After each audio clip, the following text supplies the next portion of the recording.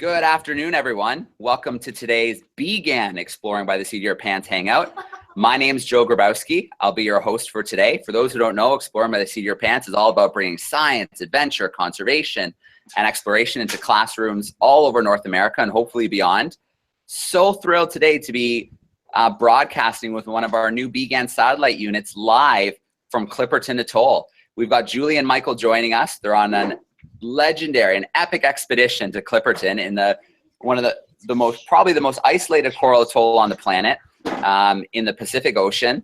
I believe it was about 80 hours to get there by boat. They have made it to the island, which is no small feat. They are divers. They are amazing videographers and photographers. This is their second trip to Clipperton. They run N2 Pics, an amazing company. They're located in Quebec.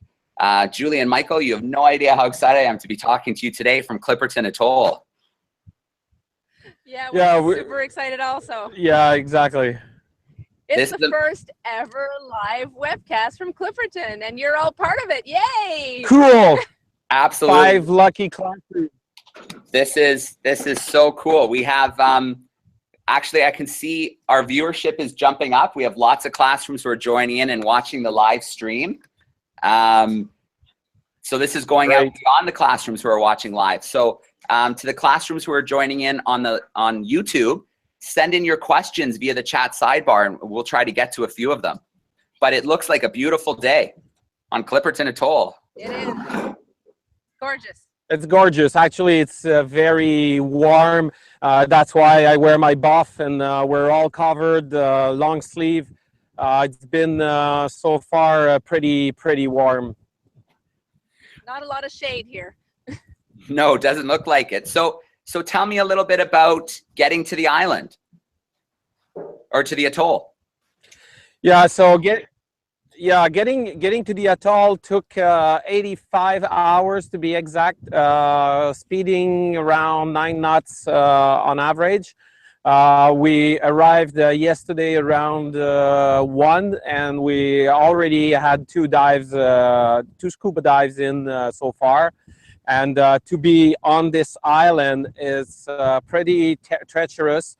To get on the island, we needed to take the Zodiac, but the waves were high. The wind is pretty high right now, and we made it safely. But one group was not as lucky as us.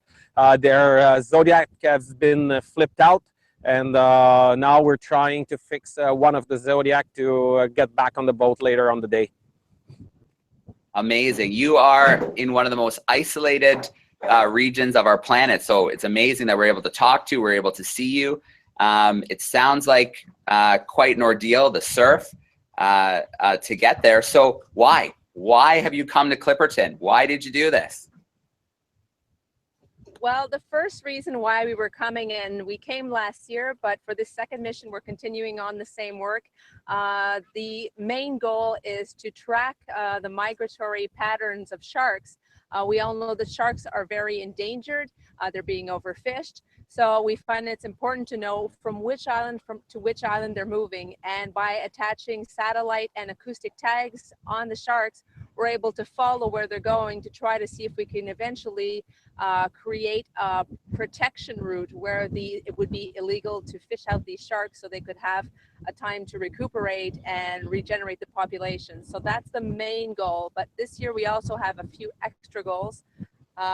The marine debris. Yeah, we have, I don't know if you can see in the background, you see the rock, and if you want to move just a little bit, Julie, I don't know if you can see the rock, but I'm going to try to point out the part that is going to be on the left side of your screen.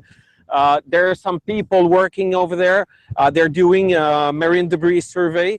So they're gonna try to geo-reference every debris and catalog them, try to identify them, and that would give you, it will give us an idea of where those debris come from. If we can spot, let's say, a bottle with a label on it, we'll try to track its origin, and that give us a map of where all the trash travel in the oceans.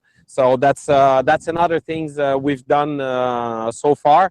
And we also had an ROV to try to deploy in the lagoon. If you look behind me, that's a lagoon that is totally enclosed. So what we did just before the hangout, we put the ROV in.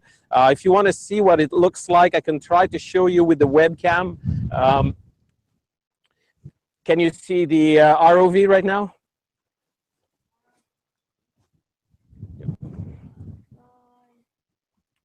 Sunny, so yeah, we see a bit. That's the great thing. Yeah, that's or I'll bring it up. Hold on. So yeah, this is an ROV we had deployed in the lagoon. As you can see, there is some thrusters, so it's a little underwater drone or robot, if you wish.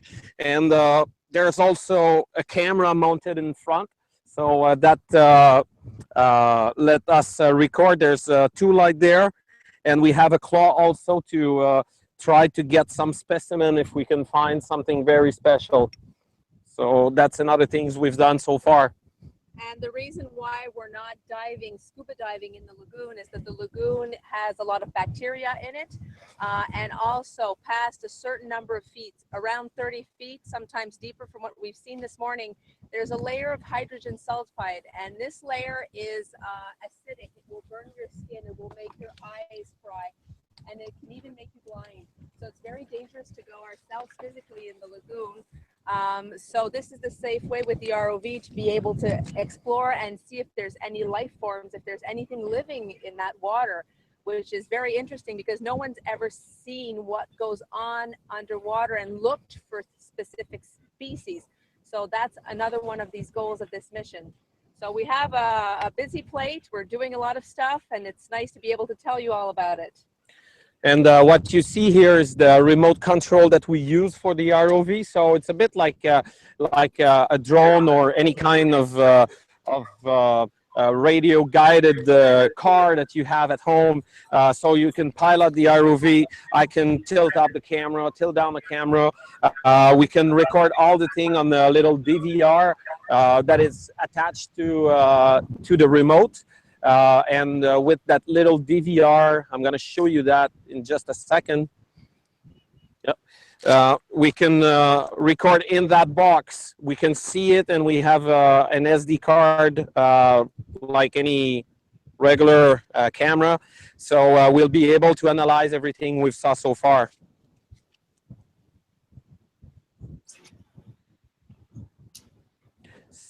So if we continue on the marine debris survey, maybe Julie, you want to explain a little bit about it? Yeah. The way it works is Clipperton is basically in the middle of three gyres. They're like ocean currents that push all the trash up from other places in the world right onto the shores here in Clipperton. What you need to know is Clipperton is not only the most isolated atoll in the world, but it's also uninhabited. No one has lived here since 1945, so that's over 70 years. So all the trash we're seeing here doesn't come from that era. It comes from modern trash. Like, for example, this bottle and this bottle, we see it's relatively new. It's not old stuff. Other things we find, shoes, flip-flops, every color, every size. They're everywhere. So they just float here pushed by the ocean from some places, for example, in South America. So if you look around, Oscar, can you just follow? If you look around, you'll see with the webcam, yeah, that we can find trash everywhere on the atoll. It's littered with plastic. There's plastic here. Plastic here, still plastic there, over there, and I can go on the whole day. It's a problem. So that's one of the things that we're really interested in getting information on, to try to, first of all, see where it's coming from, and then also with the team of people that we have here, we actually have 18 people here on the island, including us, that are going to be later on today doing a cleanup, picking some of this trash up and taking it off the island, because we don't want the birds to eat the trash. We don't want the other animals to eat the trash. So that could potentially kill them. So we want to take a lot of this stuff off the island. And what we'll do with the plastic, That's still good. can you hear us? Joe, can we, can you still hear us?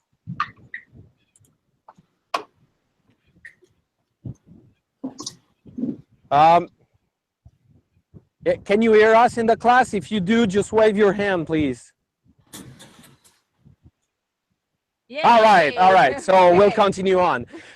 So I was to say that with the plastic, what we want to do, we didn't want just to put that in a recycle bin, knowing that sometimes they're not really recycled. So we're going to upcycle them with the help of our good friend Oscar Ortiz in Cabo San Lucas. Is working already with classrooms all across the Baja California Sur. That's the peninsula of Baja coming down Mexico. And what is going to do is going to do a contest. And with all the plastic, they're going to create some art form with it, and the winners will also have his piece of art displayed in some cities in Mexico. That's pretty cool. That's a pretty cool project. So we're giving this trash a second life to show people how it's so important that they control their use of plastic, because this plastic doesn't go away. It can take up to 1,000 years for plastic to decompose. So we need to be super careful about how we use plastic and try to use the least amount of plastic. This is living proof of where it ends up. Super important. Yeah. We did that is new this year. So what we'll try to do, we'll attempt to do, is to take all that plastic and put it in a fishing net, because there's also tons of fishing net around the island, and we'll put all the plastic or the trash inside the net, close the net, and try to pull it from the island back in the on the boat. And we have a big crane on the boat that can lift that net on the deck and bring that back all the way to Mexico for Oscar to use for the art. So that's another project we will do. And if we want to talk maybe a little more about the sharks and what we're going to be doing underwater, one of the things we want to do is to get a lot of photos, get a lot of videos of the reef, and show what's going right with the reef, because the reefs of Clipperton are gorgeous. They're very different from the island. They are pretty well intact. There's not much pollution on them, which is a very good sign, and which is very nice to see.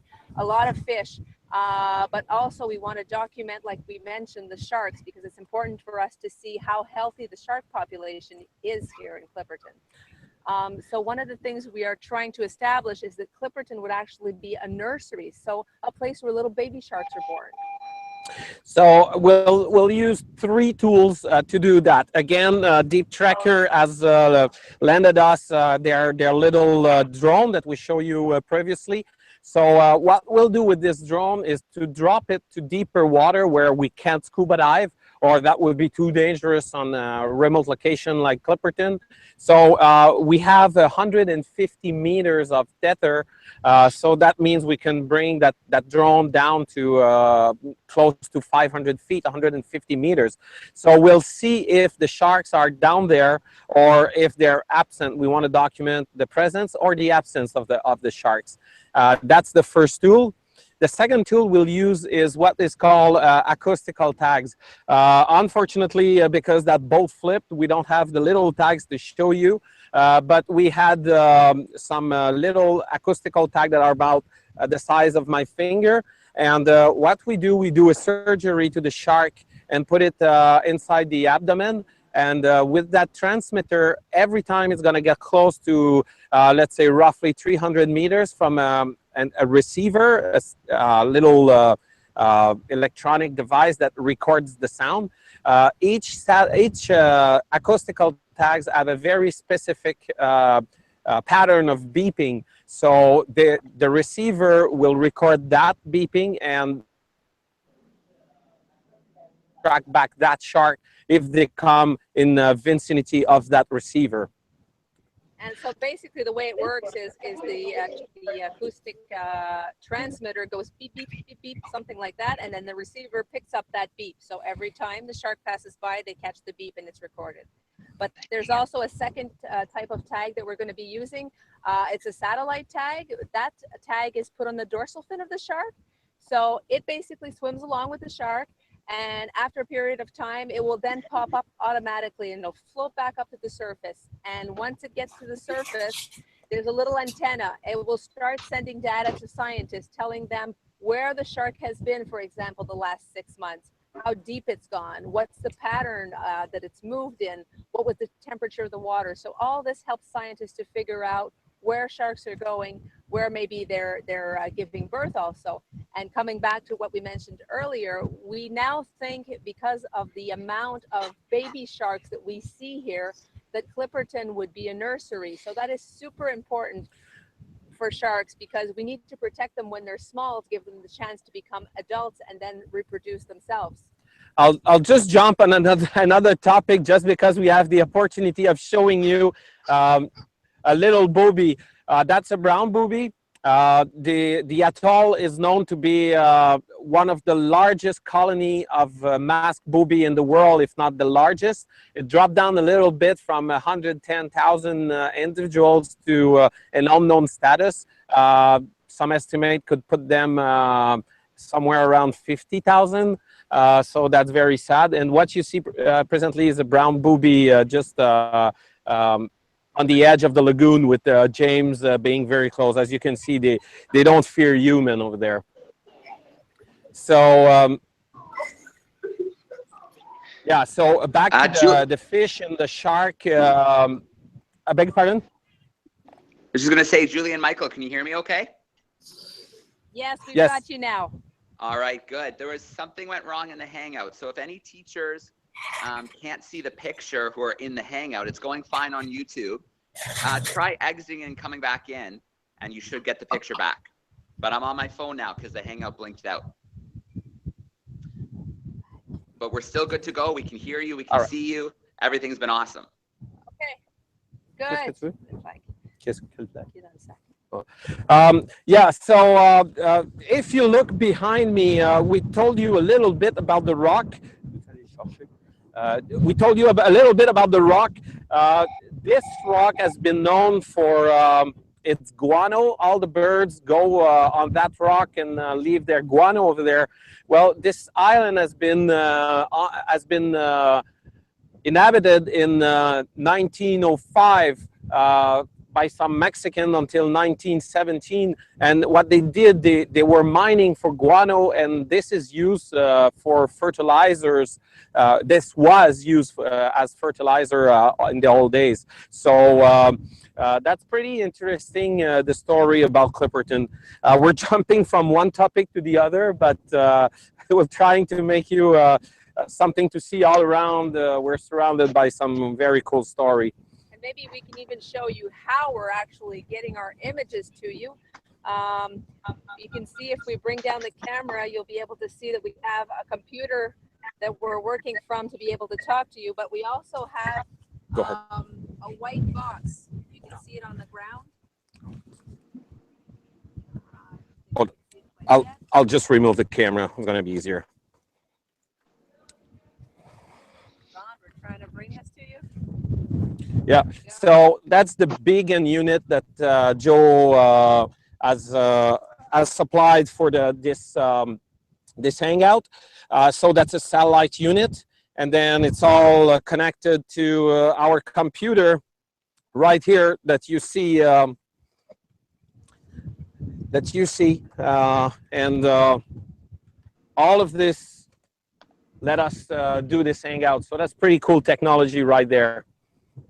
And the satellite unit actually has a name. So it's called Attenborough. So if you know a little bit about history and natural history TV shows, David Attenborough is a legendary person who's been involved in wildlife for God knows how many years. So it's nice to have Sir Attenborough here on the island with us, and he made it safely, Joe. That's awesome. This is so cool, guys. I'm so glad this is working out, and you know, the information you're sharing is pretty awesome. You said you've been on 2 dives so far. Anything stand out? Yes, the visibility was a bit so-so yesterday, but it was really windy. But we still saw a lot of life as we did last year.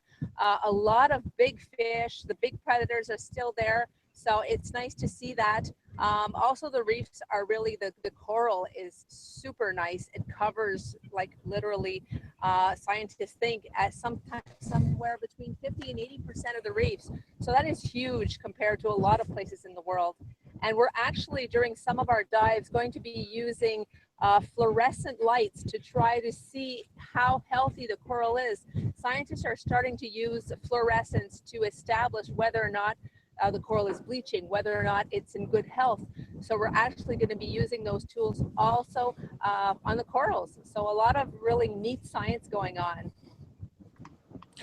Yeah, and what we found so far in the lagoon, we'll deploy the. But we were able to get out. There's a big layer of algae, just maybe I would say 50 meters that we have to cross, and then it's dropping down to roughly 50 feet so far we've done. We know that there's a hole deeper a little bit further, so we'll try to get there because so far we hit the a layer of hydrogen sulfide at around 50 feet.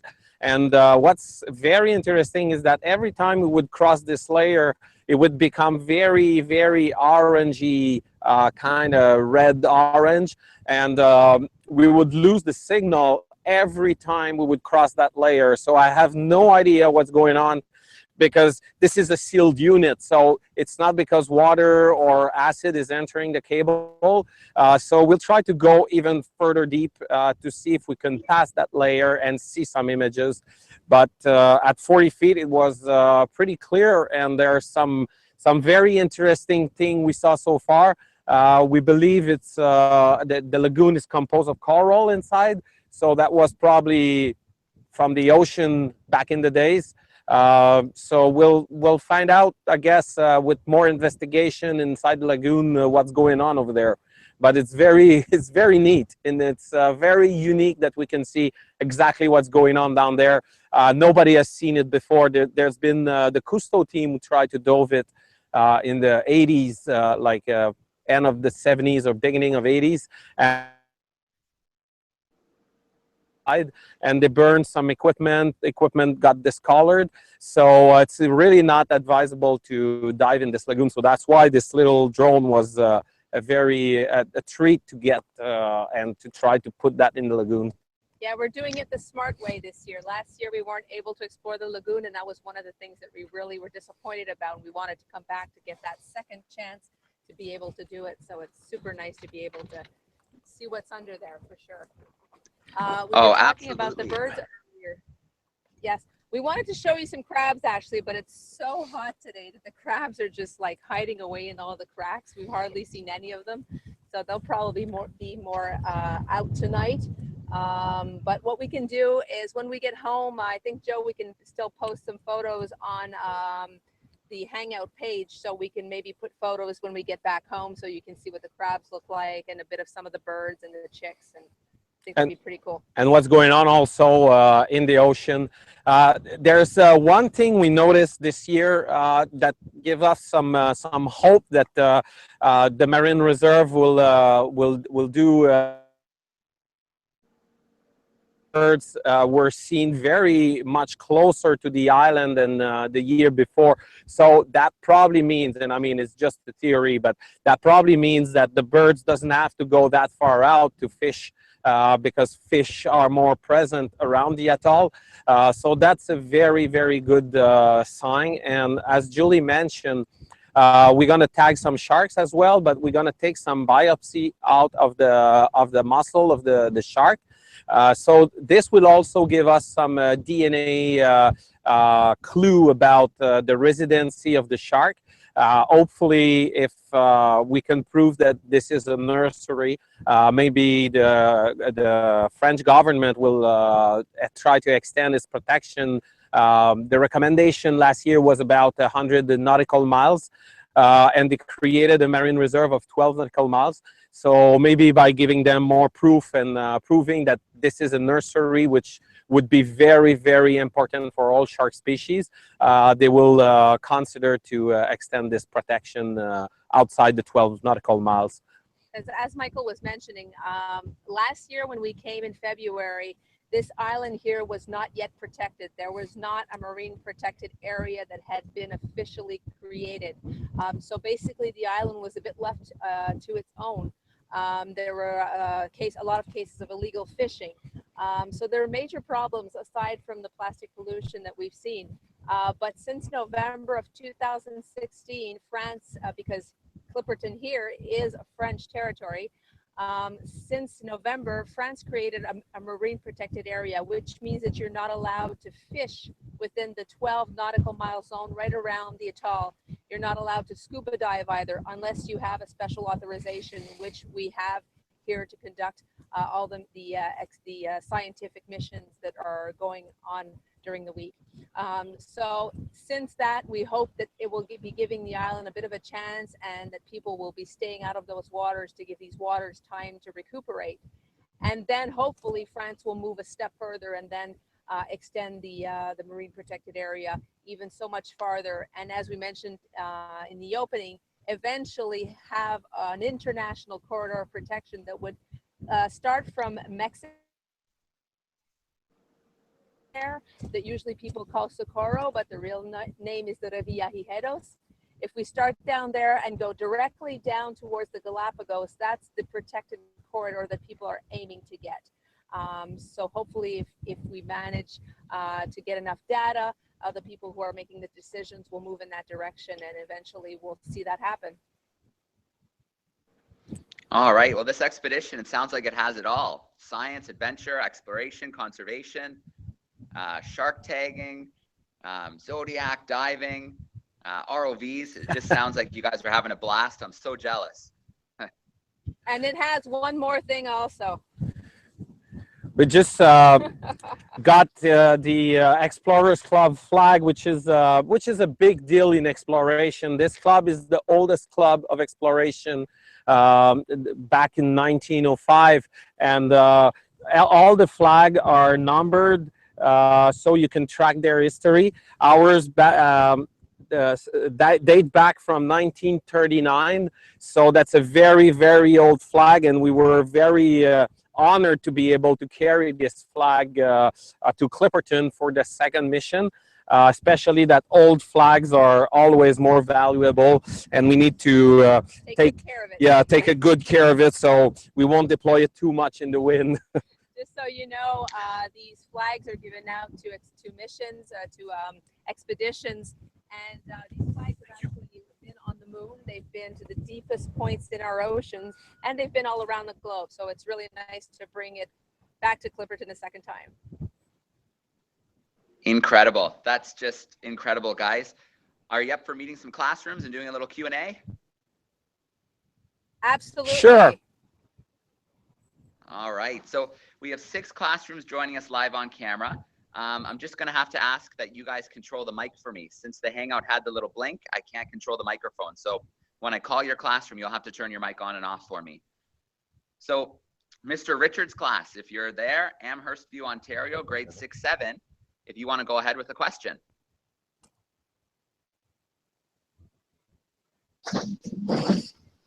Okay, go ahead. Go ahead, Nolan. How many species of sharks are there?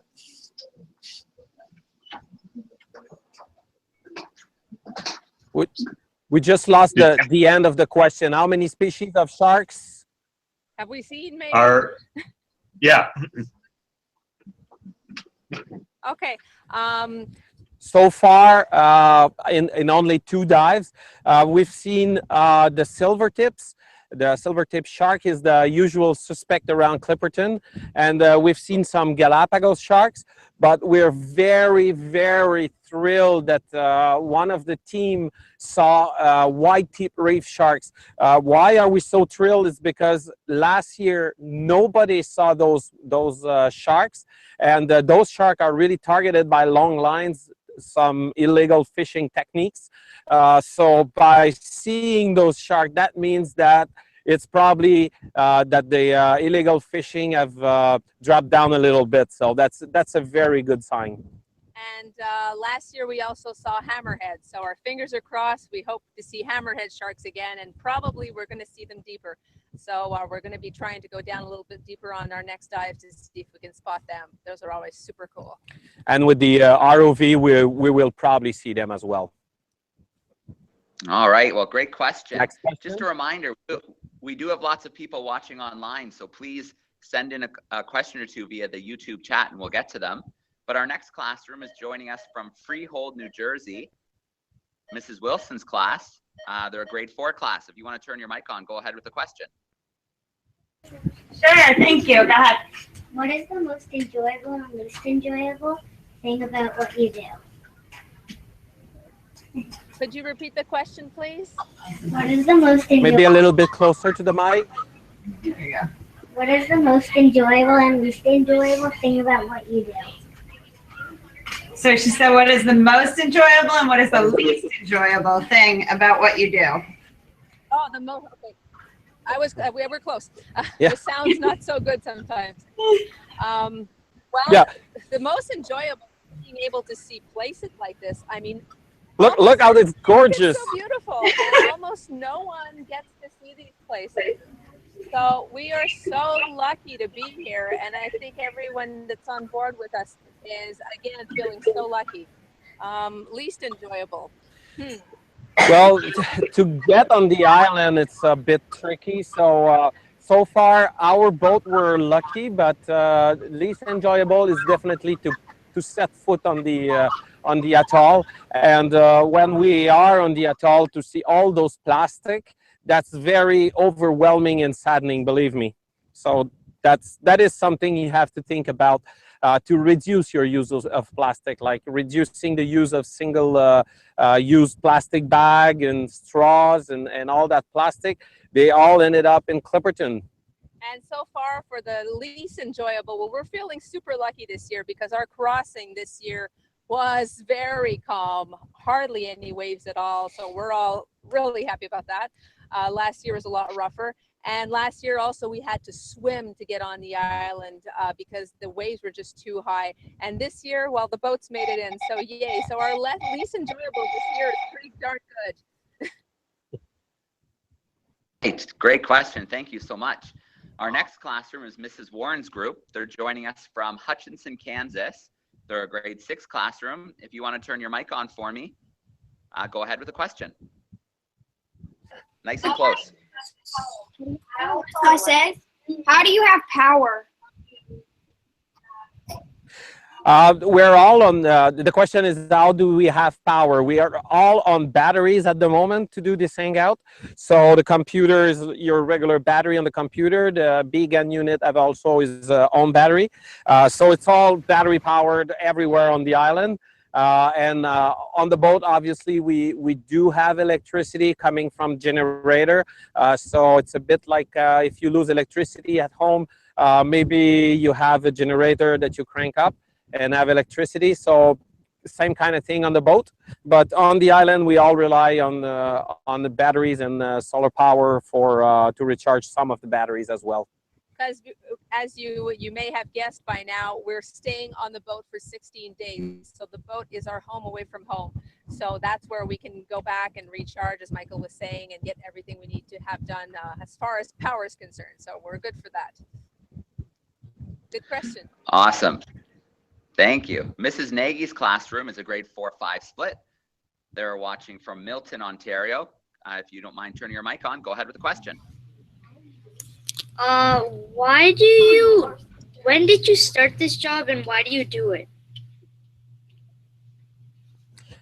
Actually, we quitted our our corporate job in the past, like 10 years ago. It was an opportunity for us to just get closer to nature and do some good. So we decided we're going to quit the regular type of job you can imagine and just do this and try to, you know, inform people about what's going on the planet. There's not only good, there's also those trashes, those illegal activities going on, like fishing. So what we really wanted to do is to create awareness and show people the things that they can change, so we have a better planet. And this is a good way of doing it, because by being able to talk to you guys and also people from probably all around the world, because we think we probably have people from Switzerland that are watching here and people from other countries, and so it's that opportunity for us to be able to talk about it. So yeah, our job is pretty cool. We like it. I agree with you on that one. I think all the classrooms joining in would probably agree too right now. All right, Mrs. Dowson's group, they are in Stratford, Ontario. It's looks like it's a grade 11 classroom. If you don't mind turning on the mic, go ahead with the question. Go Canada, go! Thank you. Our class would like to know exactly the size of the atoll. The atoll has a circumference of 12 kilometers. So it takes about 5 hours to tour if you keep on a good pace. You cannot really run on the island because the island, the sand is very soft. So sometimes the ground will give way in some places. So about 5 hours to tour the island. And the lagoon itself covers approximately 90% of the surface, the total area of the atoll. So basically the strip of land that goes around this lagoon is very narrow. It's sort of like a donut actually shaped.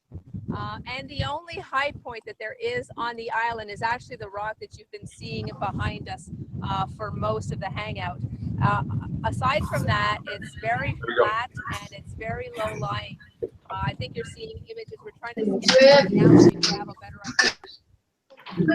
Hi. So basically very low.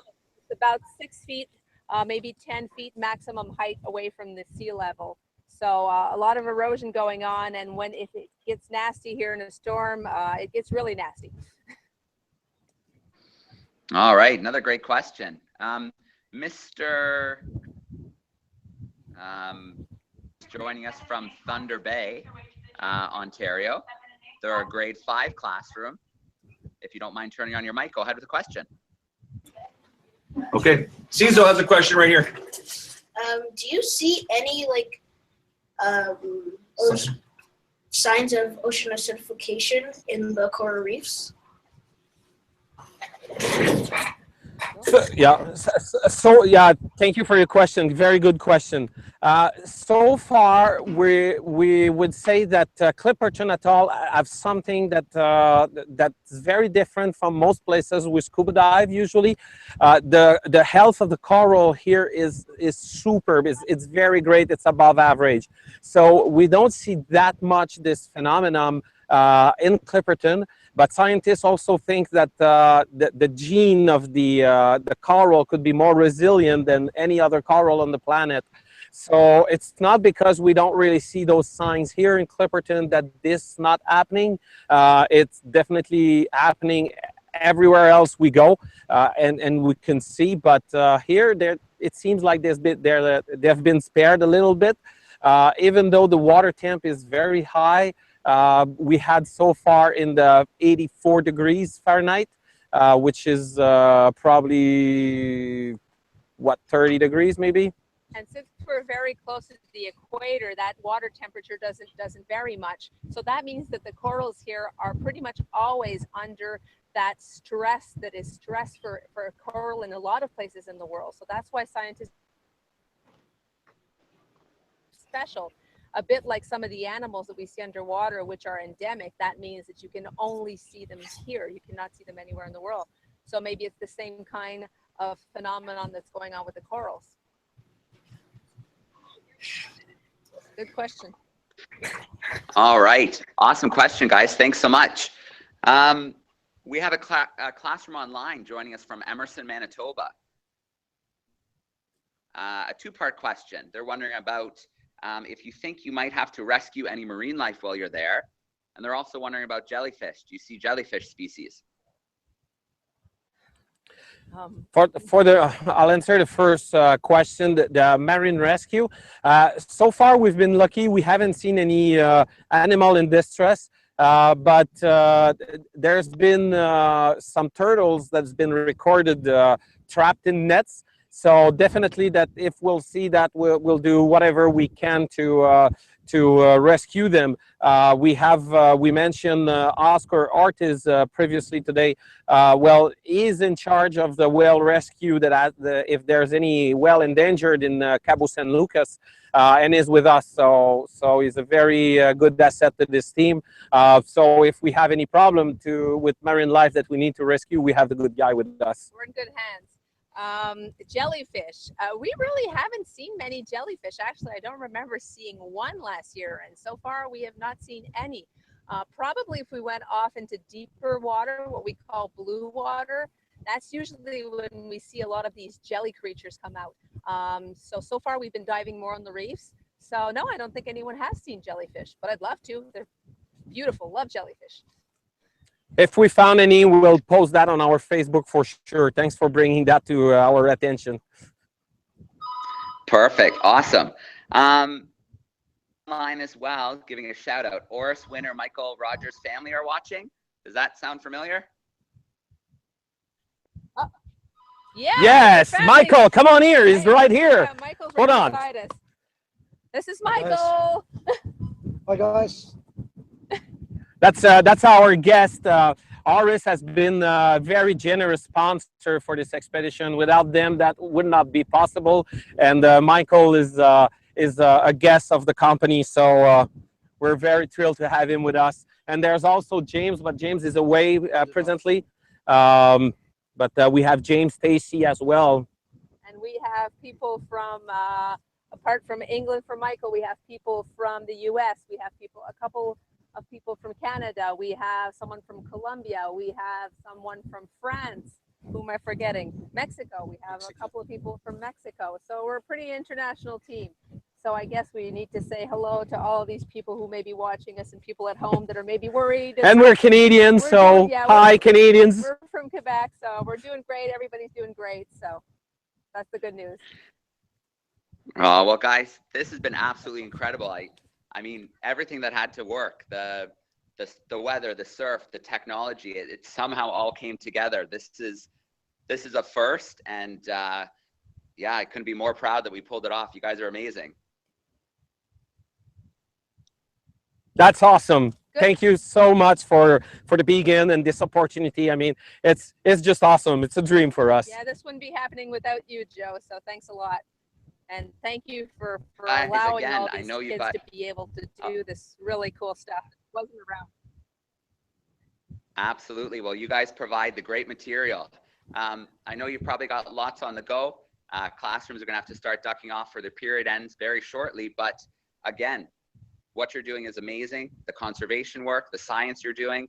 Thank you so much. Can't wait. And I know the other classrooms can't wait to continue following the expedition on Facebook and to see your pictures and video when it's all done. Thank you again, and hi to all the classroom. Thanks for joining us, and follow along. Great questions. Nice to see you. Yeah. Okay, classrooms, if you guys want to turn your Bye-bye. All right, well, once again, enjoy the rest of the expedition.